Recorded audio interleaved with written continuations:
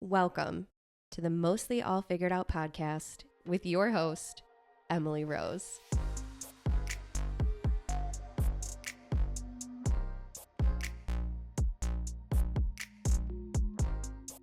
Regardless of the career field, the lifestyle, everyone is mostly figuring it all out. This podcast is where we pull back the veil of perfection and share true stories, experiences, encouragement, and of course failures, detailing how people just like you are making it all happen, despite the uncertainty, the fear, the imposter syndrome, the setbacks, the shame, whatever it is. If you believe there is more for you than what your life looks like right now, you're in the right place. Let's figure out our next steps together. Now let's get into the episode.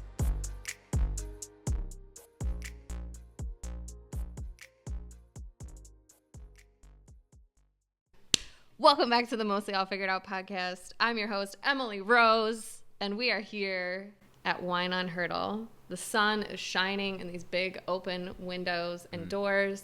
We're sitting in the coziest green velvet chairs you can see. You can see right here, the back of them. It's a lovely color. There you go. There you go. And we are here with today's guest, the man, the myth, the legend, Justin Hofschneider. Hello, everybody. Nice to meet you. Welcome, Justin, to the show. I'm surprised it took us this long to get you on the show. Yeah, good things take time. Good things take time. And in fact, I owe you this one. So, okay, Justin owns this lovely establishment, Wine on Hertel. And Justin and I now have basically a brother-sister relationship. Justin has been in a partnership with my sister for 5 years now. A little more. A little more than 5 and a quarter. Who's counting? No one's counting. But I actually met Justin before Lizzie did.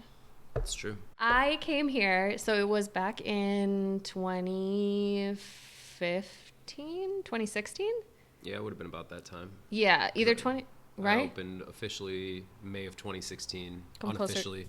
Unofficially, December of 2015 was my soft opening, and then my grand opening was mid-May of 2016. So it would have probably been that summer, maybe? Yes. June, July, August, around that time? Maybe before that? 26. I feel like it must have been before because, so I was working, I was contracting with Step Out Buffalo. So I was doing some articles on new businesses and things. And I say that loosely. I wrote one story, and it was on things to do for New Year's Eve, 2016. It must have been New Year's Eve 2016. So I came here, I think it was before you had your soft opening. Like maybe it was when you were still planning, was the olive oil? Yeah. That was open. Yep. So I came here for my second piece. It was going to be Wine on Hertel. And what was the olive place called? House of Olives. House of Olives. Mm-hmm. Okay. So they had both. So they had House of Olives here and Wine on Hertel over here. And I came here to interview Justin and his mom, who owned House of Olives. And we did it. It was great. And then I never wrote it. Yeah. Ever. And I definitely blamed it on, so the reason why I say it had to have been around that time is one, because I know it was my next assignment after I did the New Year's Eve thing, but also I know that a big reason for my setback was our mom having a stroke. Mm-hmm. And that was February 2016. Okay. So I feel like it must have been right around that time. But then it was real fresh because I built the bar in November of 2015, and then my first opening was for the Hertel Holiday Walk, which would have been like the first Friday of that December. So yeah, I mean that would mean I was probably, I opened up for Valentine's Day around that time. Yeah. For like a soft opening because I did like 4 soft openings. So yeah, it had to have been in that window of for sure. So you It's like OG Wine on Hertel. That's early OG. on. That's like before I even opened doors to public Wine on Hertel. Yeah, so. Well, I was with the media, so I got an insider. Press got in. Right. Damn press. The press that gave you nothing in return. Yeah, took a whole interview and then dusted. We spent at least an hour of time together. I remember it now. I really started.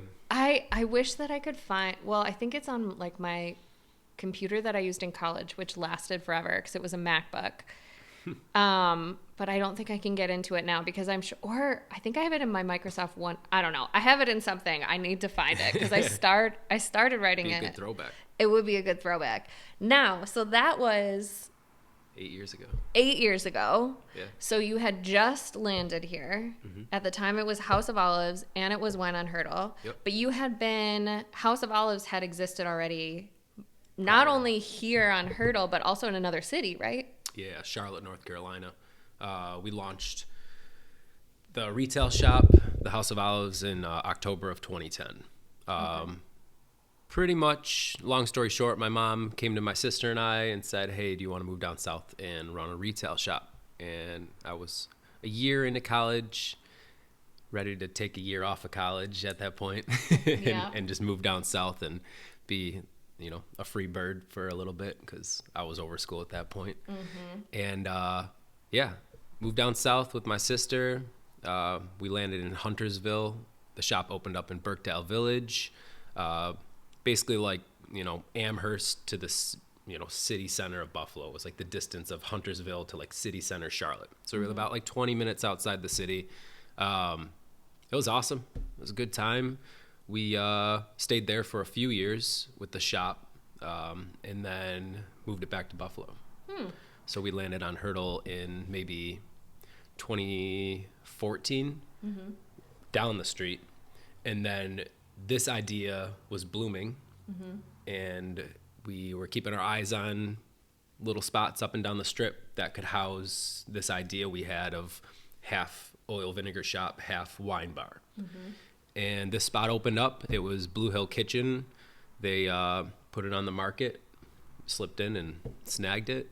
And that was like the birth of Wine on Hertel. It was just a bar, 8 seats, some meatballs, some charcuterie, caprese, bruschetta.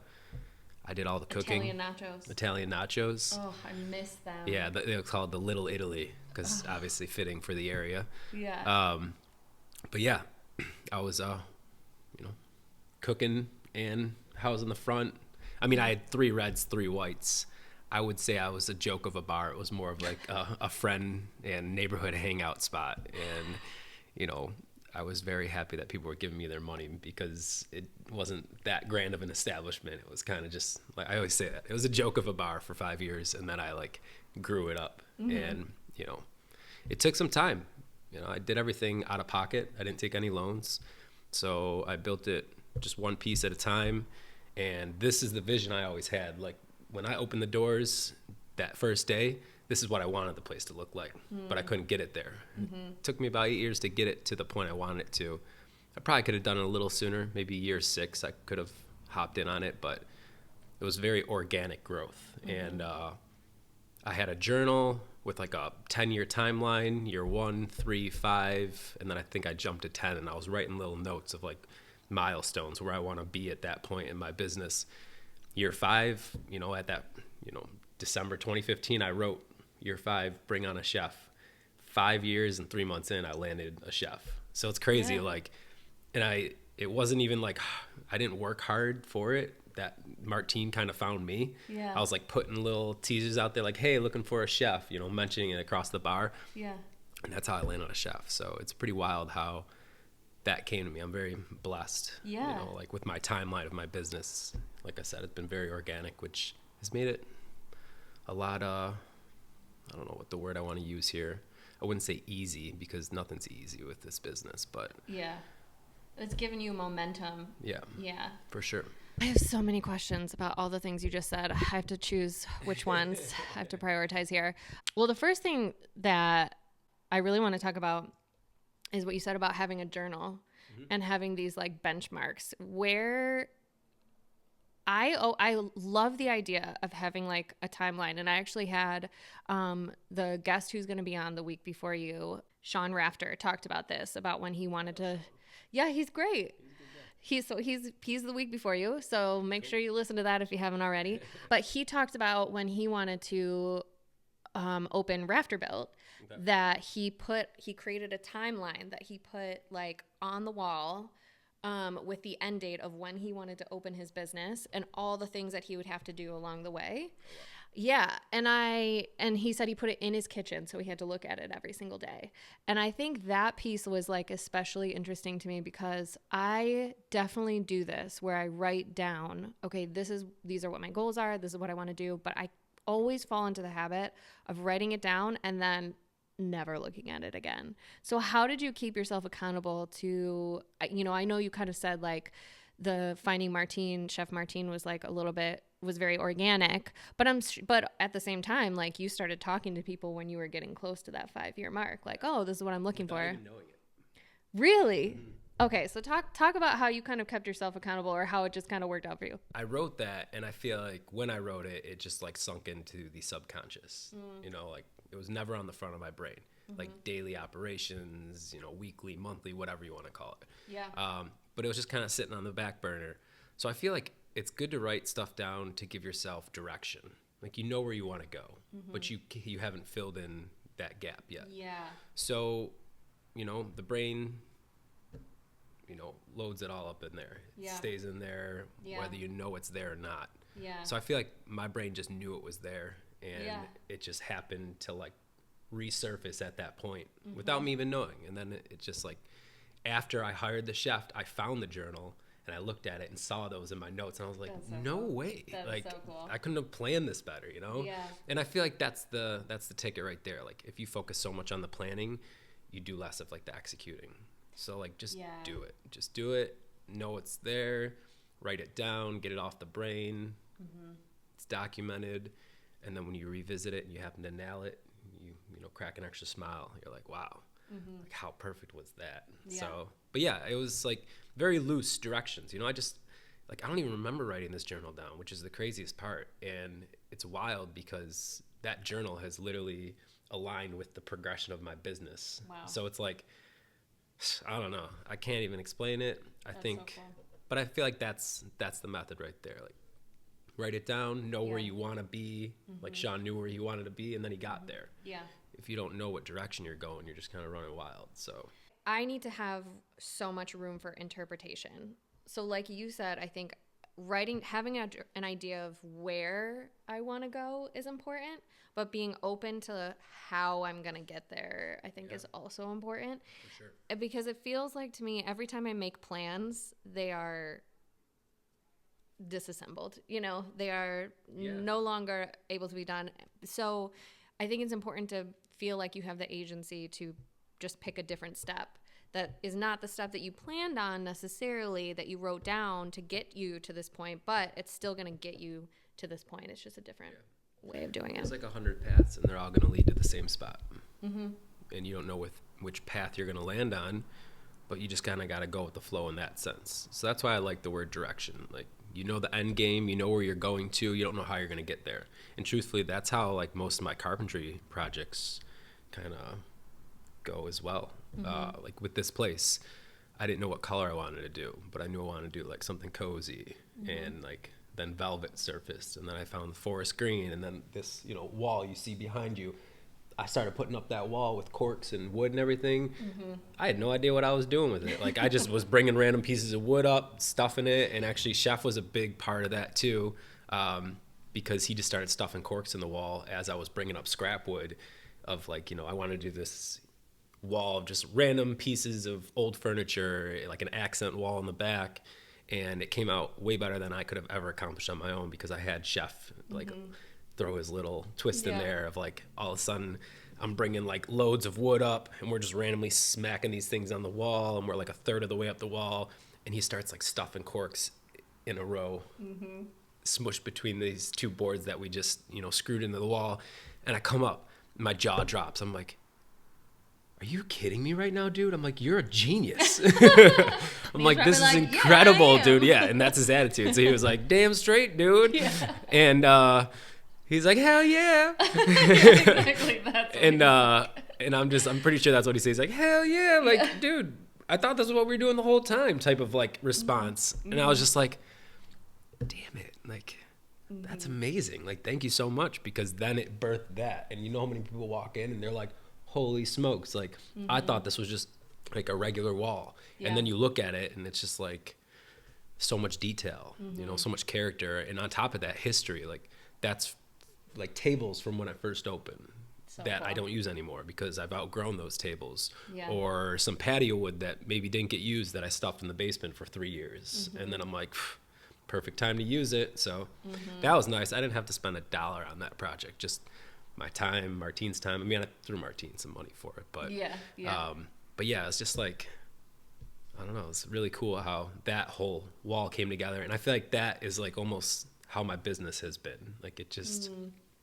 these little things, that little touches someone adds or someone says that maybe reshapes your idea or births a new idea. I mean, whatever it is, like, that's why you got to listen to people. That's my biggest thing in life. Listen to what anybody tells you. Everybody's got something good to say in the sense of how you interpret it and how it can shape or like reshape or redirect your life. You know, it's just like the little things that just like get caught in your brain sometimes that mean absolutely nothing. They're like so minuscule, and they could create some like beautiful things. Totally. You just never know. Or it's just going to sit there and like, you know, maybe you'll sit on it for a half hour in your thoughts, and maybe, you know, nothing comes of it, but might lead to another stepping stone thought that gets you to something you've been working towards, or takes your brain off something that you've been thinking about for 4.5 hours, trying to figure out whatever it is you're going through. And you interact with someone for a half an hour and have this real genuine conversation. You walk out all like buttery, like, oh, I had such a good conversation. Then like, boom, the idea hits you in the head. Like, I feel like when you're in your most like comfortable state is when you find whatever you're looking for. Yeah. So. That's so deep, Justin. Sorry. No, I love it. Are you kidding? That's what this is all about. I think it's also, it's not only like being open to, like, you can learn from literally everyone, but also you can hear the same message 5 times from 5 different people, or like read it in a book once, hear it on a podcast once, and then have a conversation with someone and have that person say it to you, and it doesn't click until that person says it to you. Yeah. You know, like, sometimes you have to hear things multiple times over and over again before you like really understand what the message is. But also, like, I fully agree with you in that, you know, I was having a conversation with someone recently who was talking about, you know, running out of people to learn from in Buffalo. And I was like, what are you talking about? I was like, I learn from everyone all the time. And it made me really sad, because I was like, well, you obviously have this idea in your head that you can only learn from people of a certain like career level, or like, you know, whatever this person interpreted as power. But like you said, I mean, it could be someone on the street. It could be, you know, our elders who are often discounted. Like, I'm so grateful that through one of my clients, Push Buffalo, I get to interact with many elders, and I've learned so much from them. And I'm so grateful for that opportunity, for my own, you know, grandparents. Like, so yeah, don't take for granted any chance meetings or interactions that you have with people, because it can like completely change your perspective on things. For sure. And I think it's really cool. And Martine, look what he did. I know. Seriously. He's got a very different brain from mine. We get along like so well. You know, he's an awesome dude. He's a perfect fit for this place. He's got a great personality. Cooks, chefs, they're out there. We all know that. They're a special breed. Yeah. But I feel like Martine's like the perfect hybrid there. Like, he's got that like kind of weirdness in him, and that out there that you would say with like chefs and cooks that can be usually like that. You know, they got particular types of brains. Yeah. Not that I think weird is a positive word, by the way. That's like, if I say you're weird, that's like a beautiful thing. We're all a little weird, you know, in our own way. But yeah, chefs, you know, we all know a chef, all right? So Martine's got that, but he's also got like almost like kind of front house personality tied into it. I feel like Chef's kind of like hiding behind the scenes most of the time. Like, I like my own space. I don't want to have to interact with people. Like, I'm in it. I'm doing the cooking. Like, that's all I want to focus on. This man loves getting out here and like dropping lines on people. He does. And although I am like his employer, that man's my boss. I mean, yeah. He's older. He's got more knowledge. He's got more experience. I can see it through him. You know, like, you could be 55 years old and I could have more experience than you. I think age is just a number. I think it's what you do. It's putting yourself out there. It's pushing yourself out of your comfort zone. Like, that's how you grow. A lot of people don't like to step outside their comfort zone, so I feel like they lack that portion of growth. You can grow in many ways, but I feel like that's like hardcore growth. That's big strides. Because that was my motto, like, when I turned 26, 27, like, get comfortable being uncomfortable. And then like everything else is easy. Like, you have no fear at that point. That's where did that come from?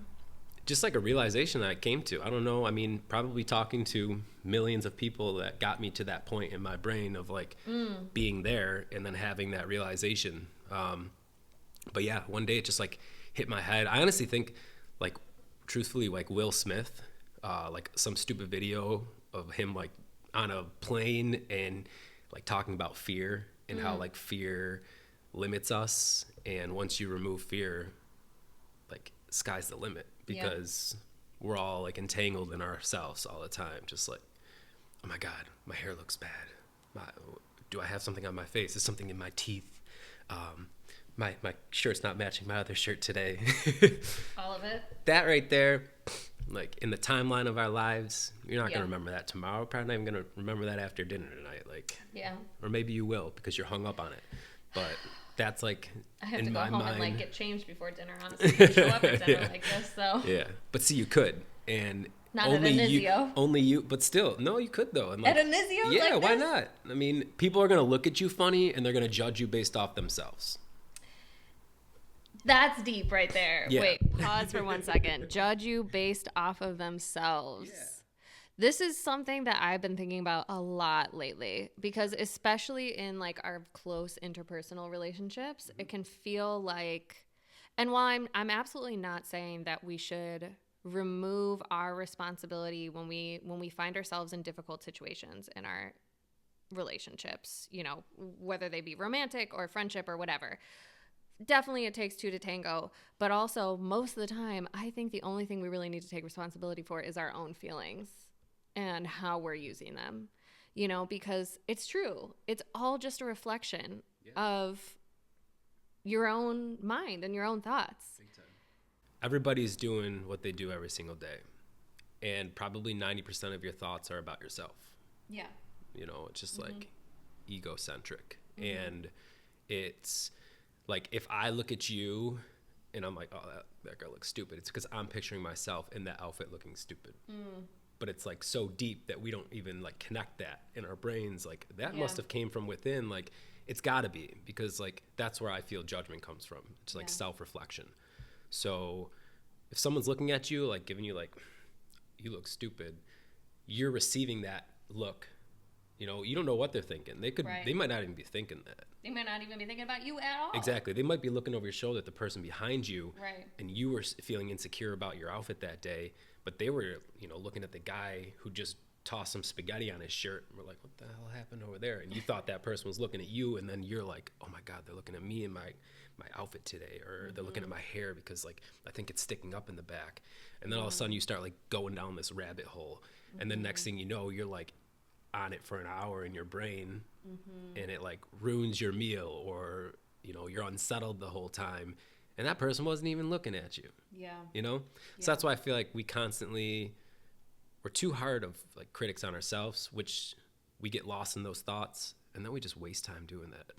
A good way for us to maybe try, and I'm completely like, this is all reminders for myself, but another good thing that we can do with that when we see ourselves in that place is to say, okay, so this is clearly something that I need to work on. There's clearly something here in me that is making me feel like, oh, I didn't show up the way that I wanted to for this podcast, and people are going to judge me like physically the way that I look right now in my Easter egg shirt with my flannel and my Pace hat. Shout Pace though. Check out that new running studio. It's really good. What's up, Kathleen? Anyway, you know, like I've been getting that message a lot lately. I've been seeing it a lot of places of like when we feel uncomfortable, when we find ourselves in like difficult situations, it's true. What is it that we need to learn? What is it that we need to take from this? And sometimes that can be, for me, I find that to sometimes be overwhelming because I'm always trying to look for like, okay, what is this teaching me? What is this? And sometimes it's just teaching you to like, just have emotions and just let them happen and move through them. Sometimes we just need to feel things and then get past it and that's it. But sometimes it's like, no, there's a real lesson here and there's real opportunity for me to grow and become more centered in who I am and know that I am perfect as is. For sure. It's very complex, but it's very simple. Yes. And it's all about just embracing everything. Mm-hmm. Like, let me do a quick tangent here. Like, trying to teach kids about emotions. Okay.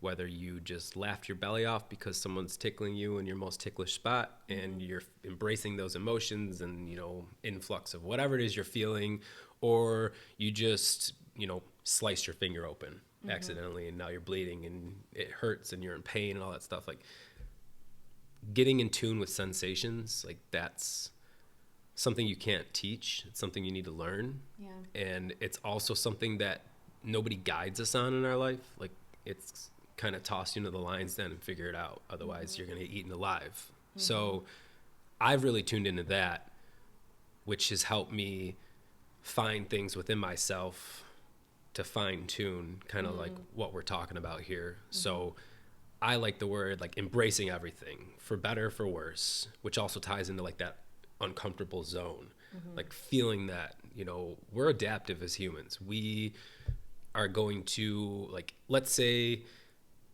you know, you cut off your finger and you have that intense pain, which I have chopped off my finger before and it sucks. I was mincing garlic and I clipped about half my finger. Oh my God. And it grows back as long as you don't go below the root of the nail. That whole part of your finger you chopped off? Yeah. Oh you can God. see it's, they had to like stretch the skin around so the width of my fingers less than the other one. What? Yeah. No. Yeah. And I the funniest part about that story, I'm at my buddy Phil's house. I'm like a glass of Pinot Noir in. He's making pasta, like homemade sauce and everything, you know. Phil's a great cook, so I love going over there. And he says, "Hey Justin, you want to mince some garlic to like garnish the dish with?" I'm like, "Hell yeah!" So I'm over there like Bobby flaying this garlic, and all of a sudden I just feel like a texture change, and I put the knife down and I look at Phil and I'm just like, "Oh shit, dude!" And he's like, "What?" I'm like, "I'm pretty sure I just cut off my finger." Oh, no. And I look down, and sure enough, I cut off my finger. The story gets better because I handle it like a champ. I was just like, okay, all right, you know, we got to do what we got to do. I'm going through the motions. Meanwhile, Phil goes and tries salvaging garlic, picks up my finger, not knowing it was my finger. No. And all of a sudden, like, his wife, who's an RN, like, you know, actually, she's like helping me with my finger and like doing the necessary steps. You know, she's very calm, cool, and collective. Like, okay, here's step 1, step 2. Let's do this. Let's orchestrate it. Meanwhile, Phil's like turning white as a ghost and starts sweating. So like Julia recognizes it. And she's like, "Oh my God, Phil, like, honey, you need to sit down." So like sits Phil down while I'm at the sink and we're like cleaning it and wrapping it and all this stuff. All of a sudden we just hear He fainted. Phil faints, face down. No. We look over. So the funniest thing, like, so we had to call Julia's parents to come watch Phil so she could take me to the hospital. Like, I'm sitting there with his injury, elevating my finger. I'm like this eating pasta at the table while Phil's like coming back to life. I'm like, you know, just sitting there waiting patiently for the parents to show up so we can like continue on with this adventure. And he ends up fainting a second time. Phil passed out twice. And then the parents come and watch Phil. So that Julia's mom and her end up taking me to the hospital. And then we get there and I'm like already inconveniencing everybody so much that I felt so bad. I'm like, "You guys just go home." And it sucked. And I'm so glad I sent them home. I didn't, need support at that time. But I sat in that hospital for like 3 hours. Yeah. And at that point, adrenaline ran off. So my fingers just throbbing. Oh. And I'm sitting there just waiting, like, please cauterize this thing so I can get the heck out of here. Oh my God. I'm so sorry to anyone else who is like wanting to throw up right now listening to this. Thanks for this story. Yeah, Justin. of course. I got pictures too. I can submit those if you want. Okay. I mean, oh my God. Oh man. But yeah, sorry, I went off on a tangent. I'll circle back around. You get your ups and downs, but I feel like the best thing we can do is, achieve the highest level of happiness for ourselves and spread that. And like, that's a chain reaction. Like, there's no better message or energy you can put off than that. Yeah. Just like radiate with happiness and true, like find it yourself, because once you find it and you hold on to it, people see that. Like, you see a person, you walk in a room with 100 people, you'll find 3 of them in that room that are just glowing. Yeah. And you're attracted to them. And you're like, ooh, like this person just looks like I want what they have. They're genuine. Like they're here, they're present. They are just like, it's so easy for them, whatever you want to do to describe that. And it's because they found themselves. It's because they're comfortable with who they are. They're comfortable with their place in this world. Like, so many people just want to be millionaires and reach this top, and then you hear about these stories of millionaires who get there and then they kill themselves because they're so freaking unhappy. So I've had a lot of people pass in my life.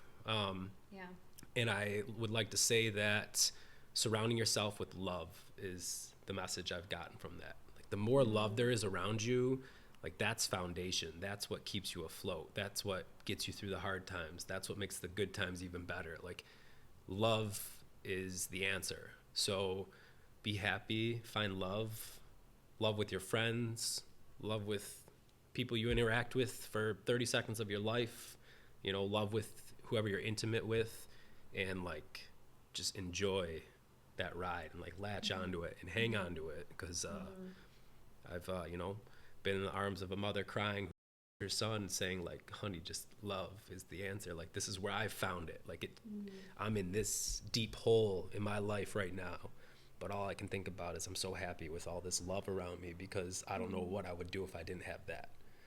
So that's something where, that's why you got to just be good to everybody, and yourself especially, because if you're not, it's a lot easier to push people away than it is to attract people. So I think that's the answer to having happiness. That's a good stepping stone. So speaking of love and surrounding yourself with love, you 5.25 years ago were a single bachelor living the life in your super cool wine bar, just, having a great time. And along comes Elizabeth Marciniak, Little Miss Liz. And, she talks about how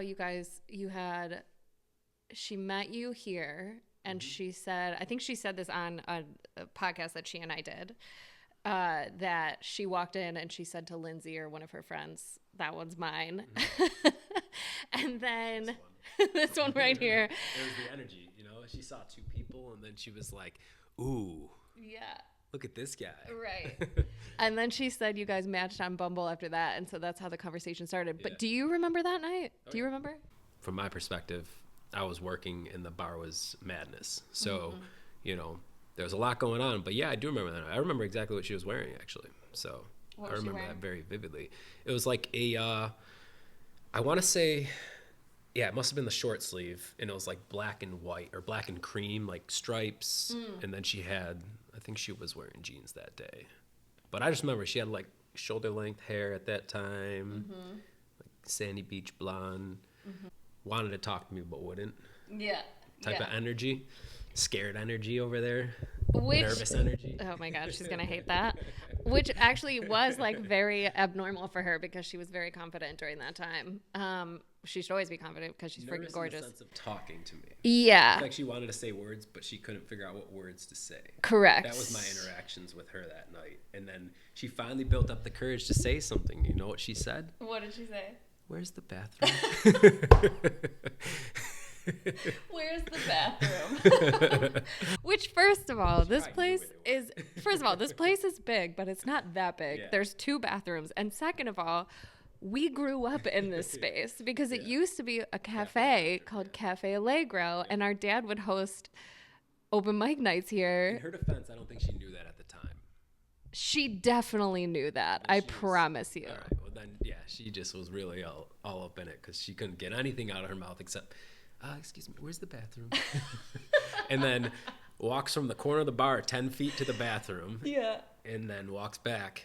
And that was all that I remember exchanged that night. That was, you know what's funny, though? So funny.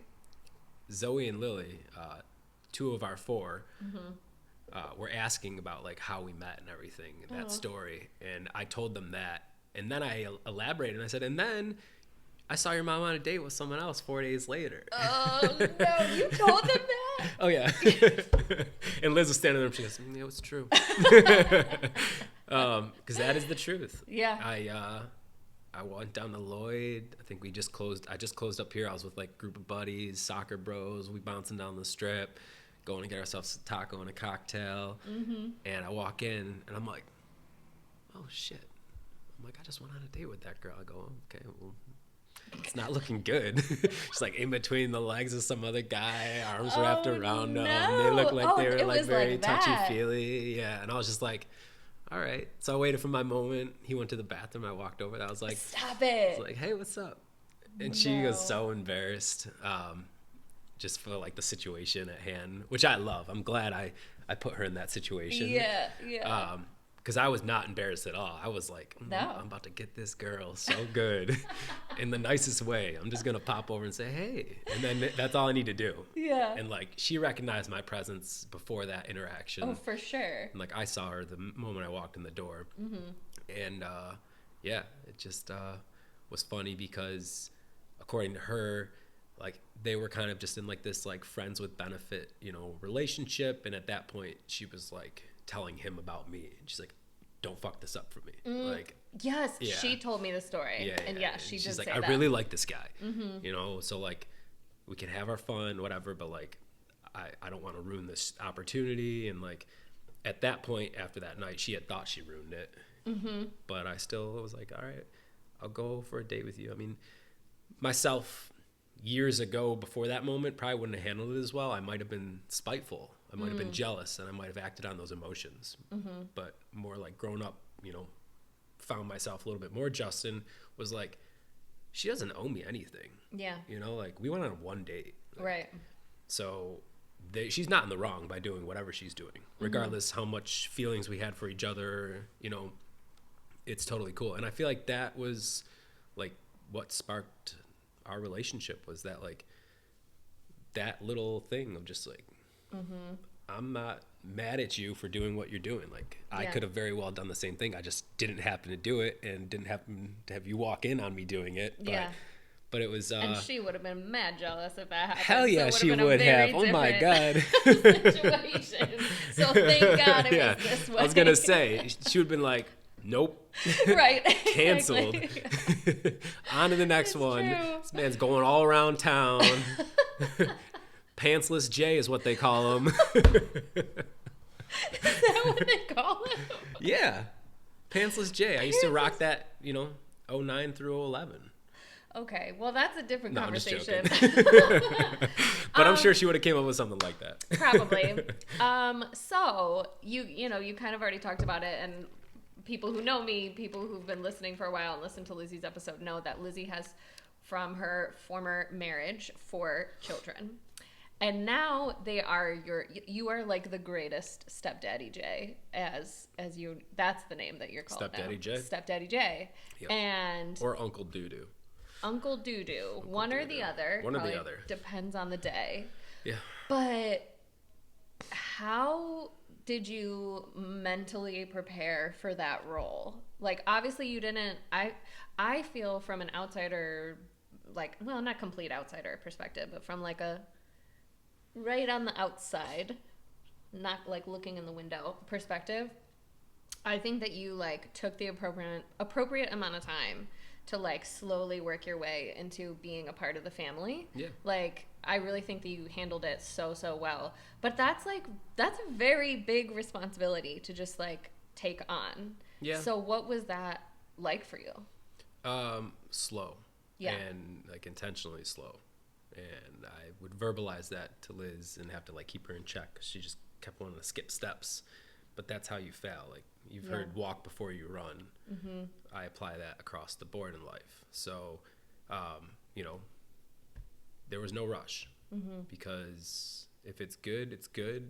Like that's what I want it to be. I want us to be happy. I want us to, you know, grow slow. Why rush it and then get there and then be like, you know, like I feel like that's how flames die. I feel like that's how situations like that can get a little tricky, because if you jump ahead, you know, and then you argue about a bunch of stuff that you just weren't ready for in your relationship or your lives, then that can cause, you know, a dead end in the situation. That could cause conflict, that could cause problems, whatever you want to call it. That could cause the end of a relationship. So with kids involved, I mean, like kind of walking on eggshells. You know, there's like us developing our relationship and seeing if we're right for each other and seeing if we're ready for each other. And, you know, 2 people out of billions on this planet meet each other and you plan to spend the rest of your life together, you know. Nowadays it seems like winning the lottery. Like, so, for real. So patience, like, which is what I don't know how I got good at it, but I got really good patience. You are definitely good at it. So I just like slow and steady is, I think, the best way, and appropriate stepping stones and progression. I just like, you don't want to just dive in. I mean, she's slowly worked her way up to sustaining a lifestyle and being able to handle 4 children and their routines, and it's hectic and it's crazy and it's just this revolving door of wild scenarios that surface every day. And welcome to parenting, because that's just what it is. You know, kids are wild cards and lots of variables. And she's, you know, incredibly strong, and to do that for so many years takes a lot. You know, so, you know, kudos to her, big props. So I'm happy I was able to like slowly step into that. Big ups. Good job, Lizzie. Way Proud to go. of you. Seriously. But yeah, she made it look easy, which probably helped me getting into it, because I was like, shit, she can do this all on herself. Like, I can complement this situation, and I just need to step into it slowly, because if I jump right in, I might drown. So let me just dip my toes in, get my feet in. Next thing you know, I'm waist deep, and then next thing you know, I'm just swimming comfortably. So and you have a home together now, and sure. You're taking the kids to school and the practices and making dinner, homemade Alfredo. Lots of good stuff. So good. I'm pushing those kids out their comfort zone with their diets, with their palates, with their routines. You know, and Lizzie, you're pushing her out of her comfort zone with all those things for sure, too. 100%. Which is good. It is good. Because like I said, I'm a firm believer in like growth and strength. Like, those kids are going to be even more strong because they can handle those things, like testing them. You know, but in a good way. I'm not. You know, not like a weirdo. Not doing anything. You know, no, all with love. anything all too crazy, but but I got them to eat, you know, chicken salad last night. Wow. Like lettuce, chicken, and threw some croutons and like a little bit of what they call shaky cheese, but I like to call it pecorino romano. But all like real stuff, actual food. When I stepped into Lizzie's world, before I even met the kids, she was on a strict diet of chicken fingers. It's true. That's it. That's it. Girl's never had a salad. You know, maybe had a few pot roasts in her day when someone else would cook them. Right, of course. She could maybe cook some pasta with some bacon. That's it, though. Like dry pasta and bacon with some butter. That was her, like, realm of food.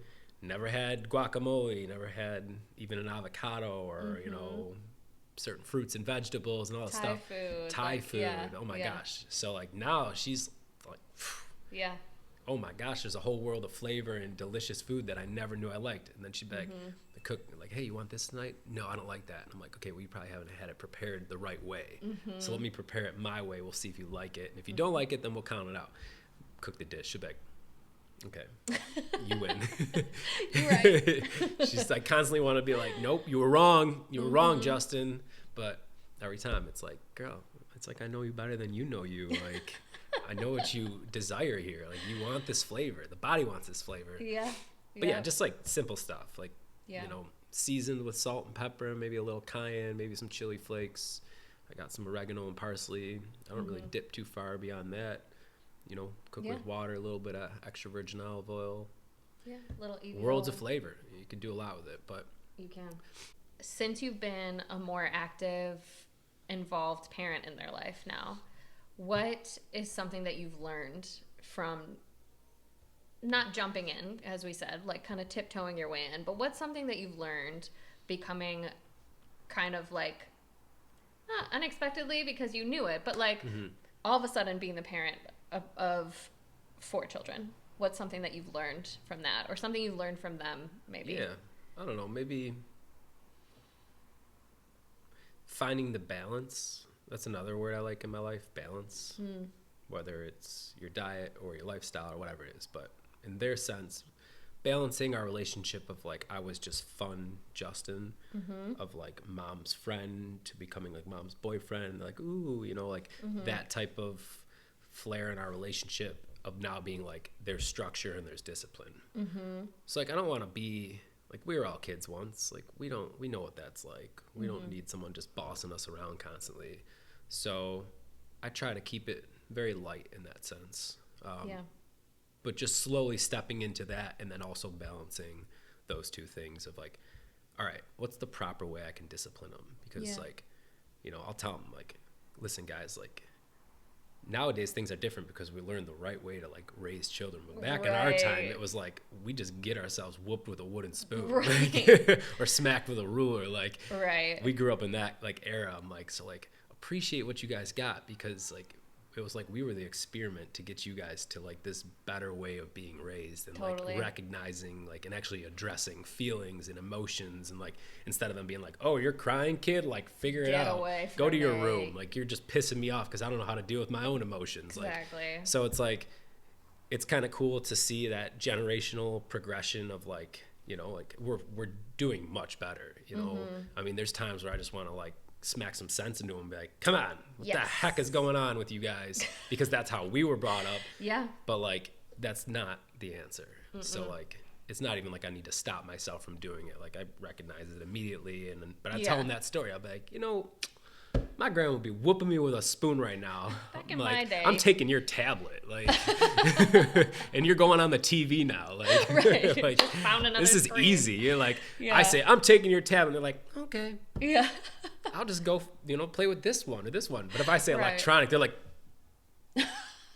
okay, yes, sir, yes. What does he want us to do? I've been having them do like push-ups. That's their discipline, because that's like only making them better, like stronger too. So like productive punishment. That's their punishment sometimes. Like when I've had it to like my wit's end, I'm like, that's it, 20 push-ups, girls, 20 push-ups, count them together, go. And it's nice because they got that structure with like the martial arts. So like they do push-ups in martial arts, and they have to count them out loud. Like I've seen that when I've gone and like watched them train and stuff. You're like, so I take a little bit of that home with me. I'm like, all right, like we can't, you know, it's not right to hit anybody. Like that's so wrong. But I'll make you do some physical activity. You know, and it's a win-win, because to them it's a punishment. To me it's like growth. It's like you guys are getting stronger, you're learning discipline, like all sorts of good stuff. So oh, Lizzie. Look at that. Look who it is. I don't know if we could see it. Her ears were ringing. She heard push-ups. Exactly. I make Lizzie do push-ups too. No, that's not true. Probably is true. Maybe I have. Well, okay. So last thing I'll say about this, and then I'm going to ask you the final question. Okay. This isn't actually a question. It's just a compliment. I just want to say that I am so grateful that I get to witness the partnership that you and Lizzie have together, because it is such an expander for me for what's possible in a relationship and in a life partner. And I don't think I've ever seen any other couples that do it quite like you two do. And I just think the both of you complement each other so well. And I know you have your hard days because everyone does, and it would be weird if you didn't. For sure. But the way that you have stepped in and like truly become a real partner with her, I'm just like, I love seeing it. Yeah. So Communication. That's all it is. Yeah. You know? Well, it's communication, it's understanding, For it's sure. like seeing each other, knowing where each other is coming from. It's stepping up and taking initiative without having to be asked. Accountability, for sure. Accountability, like it's all of those things, and a lot of them just don't exist in so many relationships that I see. So it it's helpful to me as I, I'm in my single era that I'm probably going to be in for a while, but like it's nice to like maybe not. Right, who knows? Be open, but like Somebody might walk in your door and ask you where the bathroom is. Maybe in my house. Yeah, that would be weird. Mailman. Excuse me, ma'am, can I use your bathroom? We'll see. It was love at first sight. Yeah, maybe we'll come back and do a podcast about that when it happens. Yeah. But like it really if you have a relationship like this, please tell me about it so I can see it, because I want to see more partnerships like yours, because it's helping me to believe that it's possible and that it's real and that's attainable and something that I could have one day. Yeah. So I mean, I feel like the saying "think before you speak" goes a long way. And also, like when the water's boiling, maybe it's time to take the pot off the burner. Yeah. So if you guys are in like a heated situation and the water's boiling and you're speaking off emotions, right, and words are coming out your mouth, rapid fire. Yeah. Maybe you just take a deep breath and you look at your partner and you say, you know what, like, let's pick this back up. Mm-hmm. We don't need to keep talking this talk because right now it's not constructive. Yeah. And Lizzie and I, we've gotten to that point where we're like, okay, we just need a breather for a second. Like, we're firing on all cylinders right now. Like, let's just, you go shop or you go upstairs and read a book or go for a walk or whatever it is you want to do with your time. I'm going to go I'm going to go clean, or I'm going to go, for a bike ride or whatever it is. Like, it doesn't even really need to get to that extent where we need to like create separation. Sure. Like, we can sit in the same room and just stop talking. Yeah. Just like here, table it for right now. Let's chill for a second. Yeah. Yeah. And that right there, I feel like is a big ticket. Like, if you got someone who's not right for you, then you'll figure that out in years, maybe months, whatever that timeline is, you'll figure it out. But I think you need to give it a fair shot, because you're going to have your ups, you're going to have your downs. You're going to have your moments in your life where you might not be feeling too great about yourself, which is causing you to be more difficult to be around. And then someone might be going through that same point. You're both doing that in your own world, and then you're trying to make one world together. So like a lot of moving parts there. Sometimes like just thinking before you speak in a more elaborate sense. Yeah. Not in that particular moment, but maybe in that particular month or 2 months. Like, just put it into second gear. You've been riding in third or fourth for a little bit. Like, take a quick step. Yeah. Aside. Yeah. So I think that's a big part of relationships. Totally. Communications, understanding, knowing when to put the mic down for a second, put the conversation on hold, and then pick it back up when you're both thinking more rational. Because I think we operate on emotions a lot. Definitely.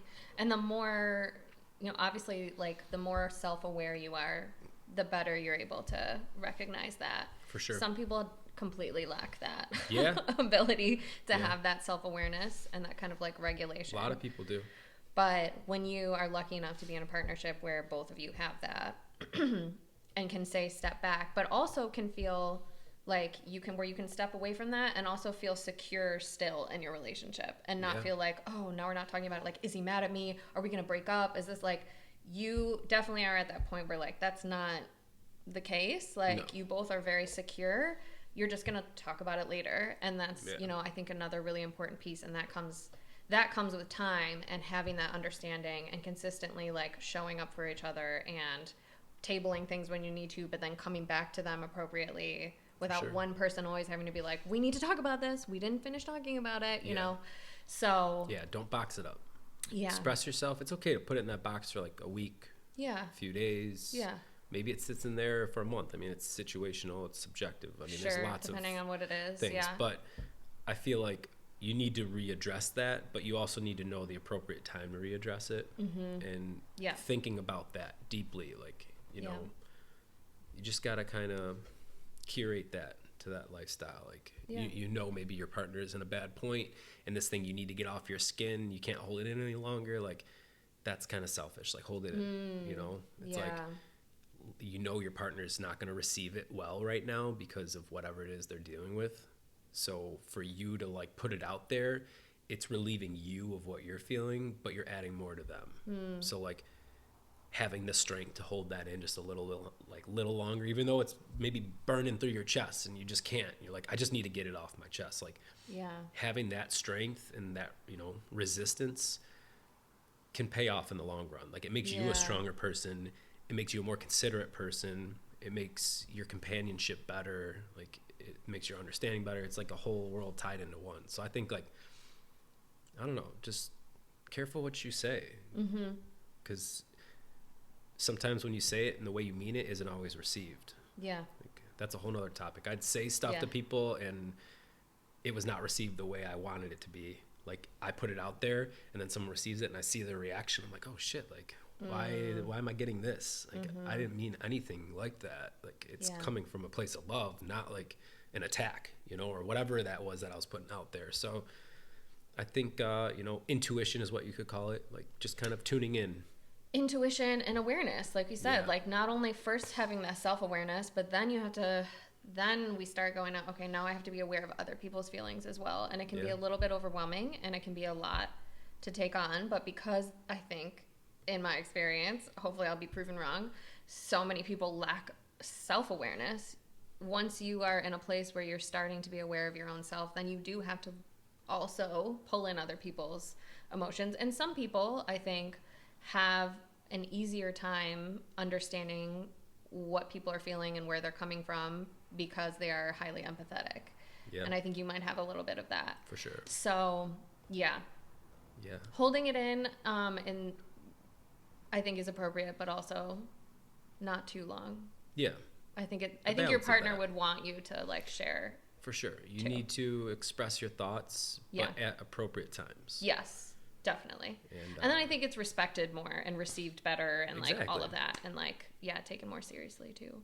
When you're thoughtful about it. It's pretty easy to digest. I mean, think about it. If you're screaming at the top of your lungs and then I drop another ball of something on you, you're going to be screaming at the top of your lungs. If I wait a week and I find you in like a more comfortable spot in your life and I say like, hey, you know, in the delivery, like, hey, this has been on my brain and I think it's something that I need to share with you, and I was wondering if you're like ready to talk the talk, and if not, like, I can readdress it another time. But like, I just want to let you know there's something there, and like, I'd like to talk about it. And then you put the ball in their court, and they're like, okay, like, they're gonna probably say, well, what is it? And then you're gonna be like, well, like, are you ready to have the conversation? Like, just make sure they're ready to receive whatever it is you're gonna deliver. And a lot of us don't have that type of patience, so like, it's like, hey, I have a surprise for you, but I'm not going to tell you what it is for a few weeks. You know, so like, careful when you address it, because again, keeping in mind what their level of awareness, self-awareness is. Like, it's a lot. It's a lot. Again, it's very complex, but it's just like, it can be simple. You just need to, you know, indulge in whoever it is you're with. Like, make sure you understand them. And make sure it's going to be received at the right time and in the right way. And you know, you're going to fail a million times at doing that, but you're going to get better at doing it each time. For sure. You know, because you learn your partner, you learn your friends, you learn strangers that you interact with. I mean, there's a lot of different brains out there. There's a lot of different people, but we're all kind of in our own little category, you know. You can kind of generalize a bunch of people with certain things that you're doing. So I know I'm speaking so vague, but I'm just trying not to dive in here because I know we're crunching on time. I know. We're going to have to do a part 2 because we could just keep talking all day here. Last question. Sure. I ask everybody this question. Cool. It's your final day on Earth. Okay. You've had a really fulfilling life. You've we didn't even talk about travel. You've traveled all over, even more places than you already have. You have Wine on Hertel was wildly successful. All of your dreams and goals, you achieved them all. Okay? Great life. You can only leave behind 3 lessons that you learned from your time here on Earth. What are your 3 lessons? Man, can I get like a week and get back to you? Listen, you've dropped like 7 lessons, okay? I know. So, you know, pick from what you've already said even at this point. Okay. I will definitely pick surround yourself with as much love as you can and only put out that energy of love, because I believe there's no room in this world for hate. You know, you can dislike something, you can even despise it, but you shouldn't hate anything, whether it's a person or it's the broccoli on your plate. Like, have respect for everybody around you. You know, don't say I hate that because someone else might love it. Like, you got to always know there's a ripple effect to the words that come out of your mouth. So just spread love, because everybody receives love the same way. That's a fact. Well, I mean, in different ways they receive it, but like, in my eyes, love is love. It's a good feeling. Yeah. So it's usually a positive. Right. You know, you're receiving it positively. Yeah. So I'd say spread that. Moderation, whether it's, you know, extracurricular activities or dietary or relationships, you know, balancing, you know, is another good word I'll slip in there. I know I've mentioned that already, but just like, I feel like it's okay to live life. Like, that's how we find our happiness. It's not creating this strict routine of like, I need to do this because I know it's going to make me look a certain way, which is going to make me feel a better way. Like, that's a tricky, that's a tough road, you know, like your intake and your outtake, moderation. Just think about that word when you're doing whatever it is you're doing. Yeah. And, you know, don't have too much of one thing in your life. You know, there's positives and there's negatives. Just like on a magnet, you know, like you're going to have that polarity. Yeah. So kind of find yourself in the middle. Yeah. And any situation that you're doing, I feel like that's always treated me well, thinking like that. Geez, lastly, what else do I want to add in there? I got one. Believe in yourself. That's a good one. That's a great one. Nobody believes in themselves. We say we do, we think we do, but we really don't. And we're constantly judging ourselves, and we're constantly critiquing ourselves. And we're so infatuated with perfection and making ourselves so perfect. There's no wiggle room for failure. There's no, you know, wiggle room for defeat. You know, it's just like, we're so harsh on ourselves. Like, we're human. And we're all going through the same motions in different ways. And we're sitting here constantly attacking ourselves for how bad we did it, when we should be congratulating ourselves on like all the things we do right. You know, like Einstein counted from 1 to 100 on the chalkboard in front of his class. And he was like, okay, 1 + 1 is 2, + 1 is 3. I think this is how it went. I could be misspeaking, but the moral's there. He did everything up until 99, and he said, I think like 98 + 1 is 98.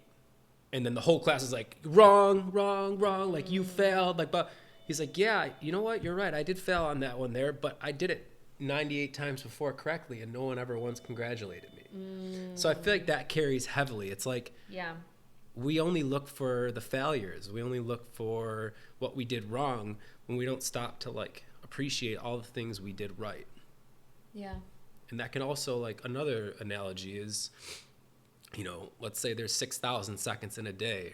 You know, someone said, hey, if I, you know, gave you $10 right now, how does it go? Basically, like, would you throw away the rest of the money, or would you like continue on, like, let me give you money or something? I forget. I'm all over the place right now in my brain. But it's okay. Basically, the moral of the story is like, don't throw away the rest of your day because you just had a bad interaction for 10 seconds. You know, like, you know, if someone gives you that $10, are you going to throw away the remaining 5,990? No, you're not. Right. Like, so why do you do that with your time? Like, that's another, if I could add a fourth in there, like, don't let the little things get you hung up. You know, don't sweat the small stuff. That's a good saying. You know, it's like all those cheesy like things we saw in the 90s and early 2000s on posters in our classrooms and stuff. Like, hang in there. Like, all, you know, a little picture of a cat hanging. Like, you know, don't sweat the small stuff. Like the Wayne Gretzky. You know, you miss 100% of the shots you don't take. You right? know? Yeah. It's so true though. Like when you think about it, it's like that's the cheesiest shit I've ever heard. But like then you apply it to life and like philosophize about it a little, and you're like, holy shit, like okay, like this is real. This is real.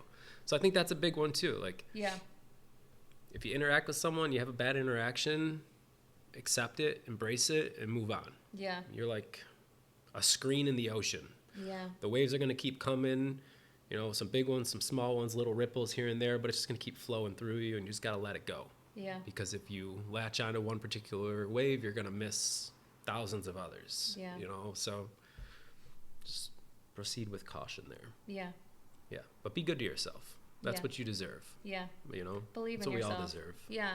And I think believing in yourself, like you said, people say it, but I don't think they really like fully endorse it. Yeah. They don't mean it. And I think for me, what I've seen when I really feel myself performing like I believe in myself, it's when I do the things when I'm afraid, or when I'm doubting myself, or when I'm like, oh, people are going to judge me. If I keep doing it, it's like, no, you're showing yourself. I'm putting a little token in for like, yes, I believe that what I'm doing is right.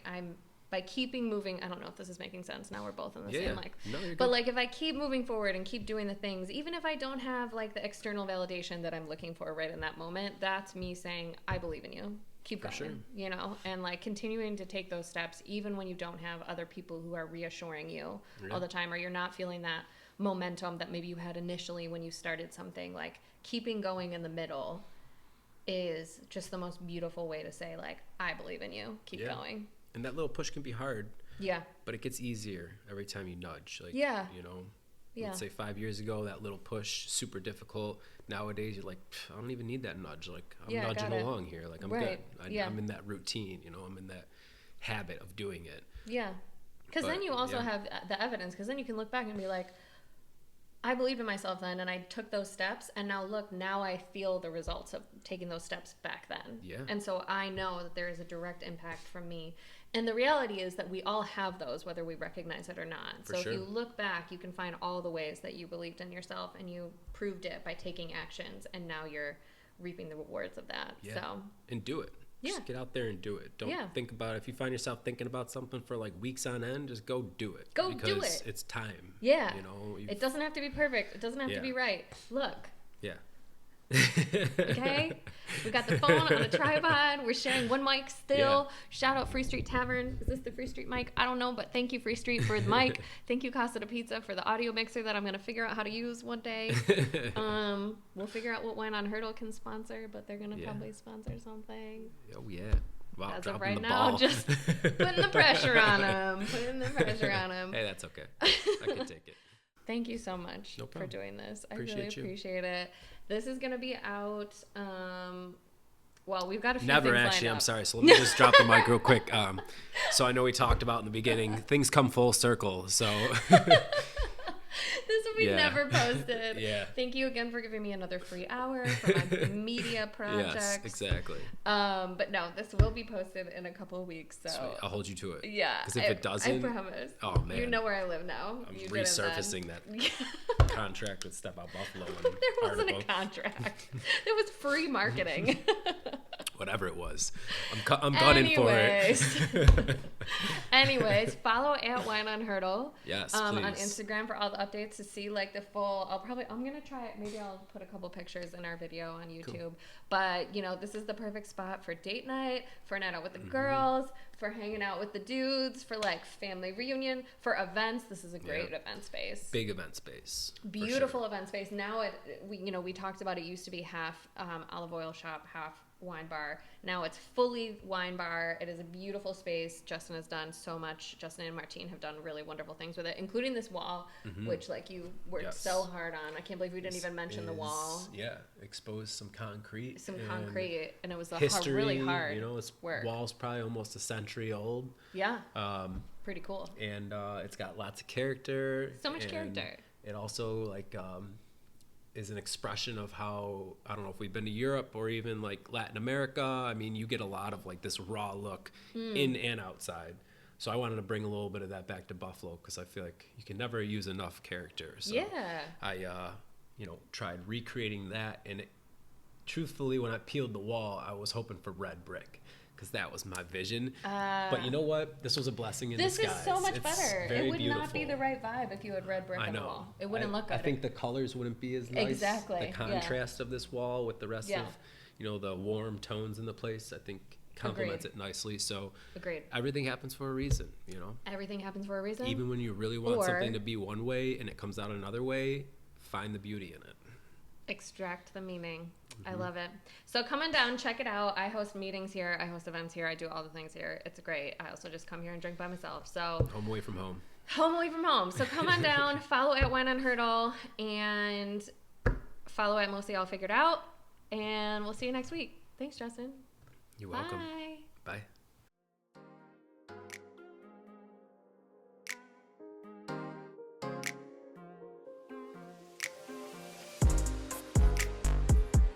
If you enjoyed this episode, there's a few things you can do to really help your girl out. Please subscribe, rate the podcast, give me a little review. All those things really do help me in a lot of ways. And this year, I'm really trying to expand my reach. I'm trying to get this podcast in front of more people who might need it. My people, our people. So let's keep growing this beautiful community of nice people who are just trying to be their best selves. So if you know someone who might like it, please send them the link. Share it in your stories. Tag us. Which is another thing you can do, actually. If you're not already, please follow us on Instagram at Mostly All Figured Out. I've actually been very good about posting new episodes every Friday, so you can see who is up. You can get some little previews, sneak previews with some sound bites that we post throughout the week. And it really helps, again, in expanding our reach a little bit and getting us out there in front of more people. So thank you for doing that. Thanks for listening. Thanks for supporting. Love ya.